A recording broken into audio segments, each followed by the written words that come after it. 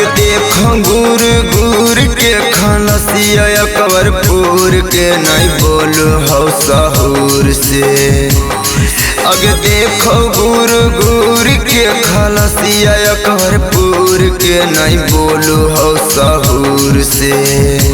चुमा मांगो गे मैया डई बरवा हाजीपुर के नमरवा मांगो गे मैया डई बरवा गोविंदपुर के।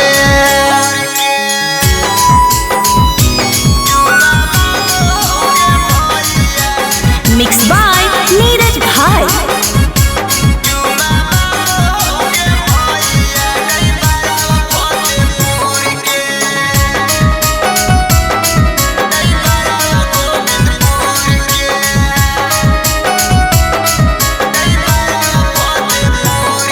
अगे मीठी मीठी बोल के हमरा लेला को फसाई बोलो हालो चल ना खिलई बौरस मलाई।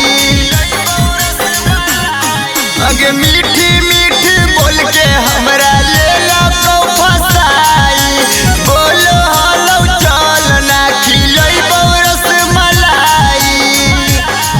अगे ले कोलम्बा टूरी से खलसिया बोलो सूर से नहीं हटो हमरा दूर से। अगे ले कोलम्बा टूरी से खलसिया बोलो सूर से नहीं हटो हमरा दूर से। चुमा मांगो गे मैया डई बरवा भागलपुर के नमरवा मांगो गे मैया डई बरवा फतेहपुर के।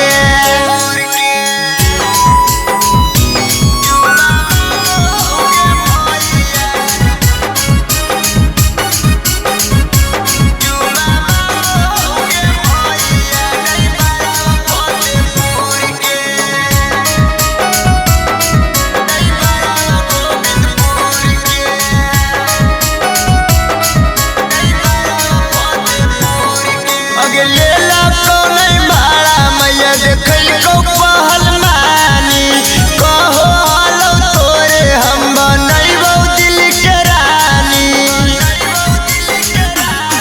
अगे लेला कौन भाड़ा मैया देखल को पहल मानी कहो हालो तोरे हम बनैबो दिल के रानी।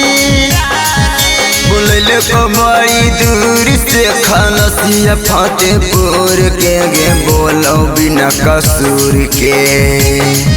बोले को बड़ी दूर से खलसिया फतेहपुर के गे बोलो बिना कसूर के। चुमा मांगो गे मैया डई बरवा फतेहपुर के नमरवा मांगो गे मैया डई बरवा अकबरपुर के। Kanchan recording studio Shri Rampur.